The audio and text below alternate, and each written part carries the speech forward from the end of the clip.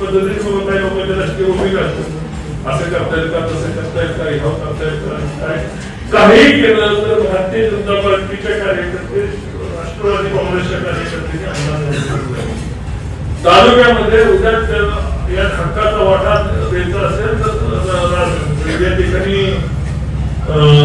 सदाभाऊचा पक्ष असतात, शेतकरी संघटना आहे, आठवले साहेबांचा पक्ष आहे, नगरपालिकेत त्यांना संधी मिळाली पाहिजे, सदाभाऊच्या पक्षाला संधी मिळाली पाहिजे, राष्ट्रवादी काँग्रेस अजितदादांच्या पक्षाला संधी मिळाली पाहिजे, तर कुणाला मिळाली पाहिजे की ज्या लोकांनी विधानसभेला आमदार साहेबांचं काम केलं. मी कार्यकर्ता म्हणून काम करतोय आणि कार्यकर्ता म्हणून काम करणार आहे.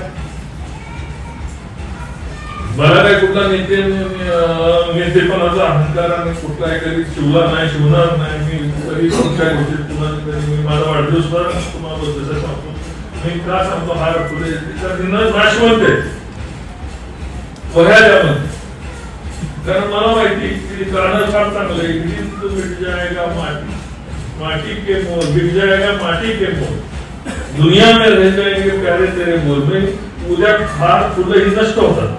वह्या पुस्तकं माझ्या गोरगरीब मुलांच्या हातामध्ये जातात. म्हणून मी आग्रह ठेवला की तालुक्यामध्ये तुम्ही हार फुले बुकं आणून देऊ नका, त्याची वह्या पुस्तकं त्यांना जास्त द्या. तुम्ही देताना त्यांची मुखपणा करू नका, किमान देताना जाताना दुसरी गाडी कुकडी गाडी लावायला लागली पाहिजे अशा पद्धतीच्या वह्या पुस्तकं द्या. ज्याच्यात जेवढी ताकद जाणं त्याची तेवढी वह्या पुस्तकं द्या. मी सर्वांना वह्या पुस्तकं घेऊन जाईल. आपल्याला सगळ्यांना राजारीकरण आहे. मागच्याच आठवड्यात कार्यक्रम झालेला आहे, विकासाच्या विषयावर आपण विस्तृत बोललेले आहे. राजाचा विकास कशा पद्धतीने मॉडेल माझं पुढे इतरच नाही, सन्मान ठेवतो, पण सन्मान पुढेही ठेवू, रामराजेंचाही सन्मान ठेवू. मी काय कुणाचा सन्मान मी विधानसभेच्या भाषणातच सांगितलंय आणि आमदारने सांगितलंय की उद्या रामराजेंचा सल्ला लागला तरी सल्ला घ्या. तालुक्याच्या विकासासाठी दीपक चव्हाण साहेबांचा सत्कार घरी करा असं त्यांना त्या भाषणात सांगितलं. पण राजकारण म्हणजे काय व्यवसाय नसतो की बाबा 2 गेली 2 आणा, बेरीज करा आणि 1 अधिक 1 कधी 2 होत नसतं. विरोधकांचा सन्मान करायचे छत्रपती शिवाजी महाराजांनी शिकवलं. महिलांचा सन्मान कसा करावा छत्रपती शिवाजी महाराजांनी शिकवलं. आणि मी सांगोल्यातली संस्कृती बघितली. आणि मला जर कोण म्हटलं असेल या ठिकाणी की बाबा तुम्हाला मला भेटायची, चर्चा करायची, याला नाही 10 चर्चेची दारं उघडतो. पण ज्या माणसाने शेतकऱ्याला नांदण्याचा प्रयत्न केला, 4000 सभासदांच्या अशा माणसाच्या बरोबर रणजितसिंह नाईक निंबाळकर स्वप्नात तरी बसत बिलकुल वाचणार नाही.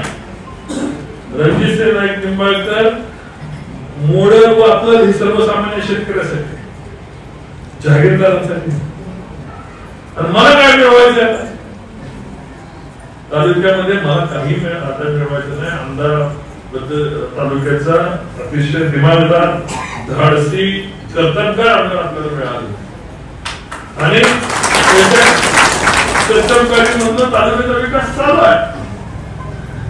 आणि ज्यांच्याकडे 30 वर्ष ज्यांच्याकडे ताब्यात दिलं नको, त्यांना नको म्हणून तालुक्याने आपला विश्वास ठेवला.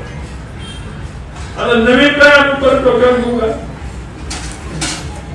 असे काही कुठल्याही गोष्टी होत नसतात. अनेक अफवा असतात, अफवांना बळी पडायचं नसतं. आणि असं कोण कोणाला भेटलं, कोण कोणाला भेटलं अशी गैरसमजी कधी करायची नसतो. उद्या तालुक्याच्या दृष्टीने मला तरी एखादं संजीव बाबांनी मला कॉल केला का आणि एखाद्या तालुक्याचं काम सांगितलं तर त्यांचा सन्मान ठेवायचा का नाही ठेवायचा. उद्या चिमाळकर साहेबांच्या पत्नी या ठिकाणी त्यांनी सांगितलं, अनेक नेते मंडळी या ठिकाणी आपल्याला बदलावा लागायचंय, बदला नाही घ्यायचा. निश्चितपणे पण राजकारणामध्ये युती करणं, अशा प्रकारचा लोकांच्याकडून काम करणं, ज्यांचे 30 वर्ष तालुक्याला मागे नेलेलं आहे, अशा माणसांच्या बरोबर कदापि जाणार नाही.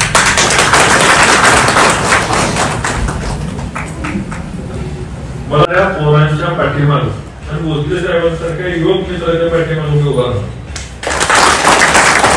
शेतकऱ्याला लढणाऱ्या माणसाच्या पाठीमाग आणि बरोबर दोस्ती करायची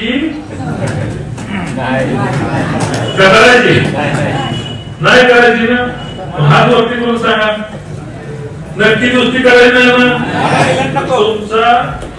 तुमच्या सर्वांच्या साक्षीने सांगतो की अशी कुठलीही अनैसर्गिक युती नाही नैसर्गिक म्हणून या तालुक्यामध्ये होणार नाही.